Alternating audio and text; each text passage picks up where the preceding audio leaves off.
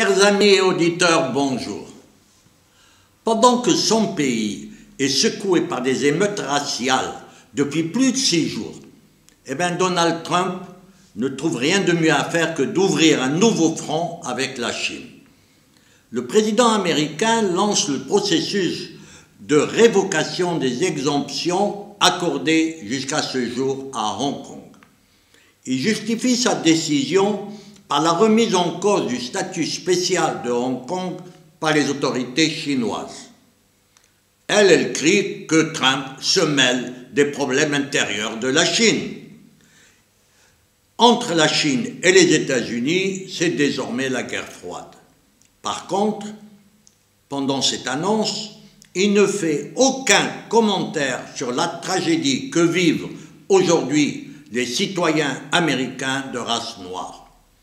Victime collatérale de ces tensions sans précédent entre les deux pays, l'Organisation mondiale de la santé, l'OMS, n'a pu que constater que Donald Trump a mis à exécution ses menaces de couper les liens avec l'agence onusienne.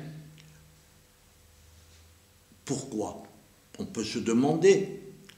Parce qu'il lui reproche des relations trop étroites avec Pékin.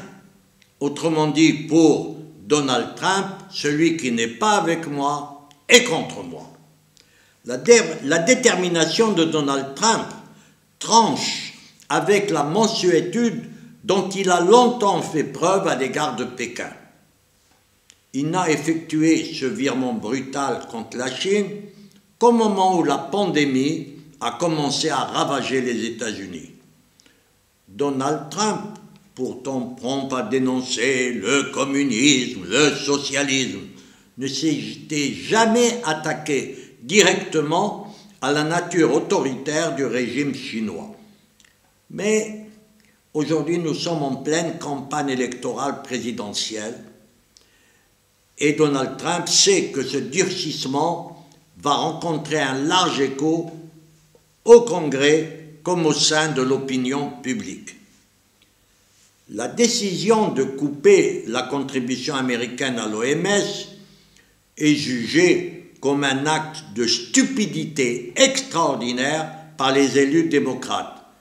Ils considèrent à juste titre qu'elle va donner les coudées encore plus franches à Pékin. L'image de la Chine n'a cessé de se dégrader chez les Américains au cours des 2 dernières années du fait de la guerre commerciale engagée par Trump.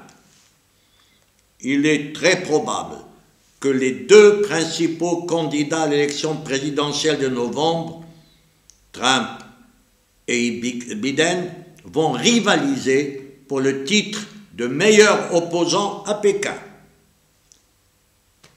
Prudence chez les alliés.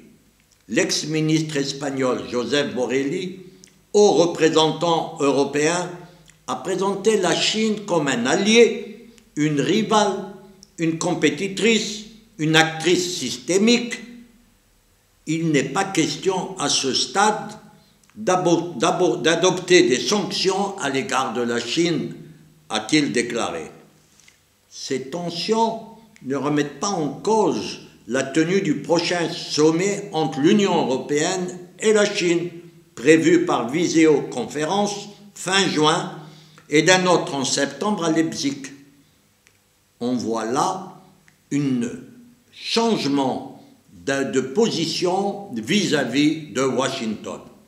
Trump, qui affronte chaque jour des sondages de plus en plus mauvais, ne reculera devant aucune initiative malheureuse ou dangereuse dans ses relations avec le reste du monde.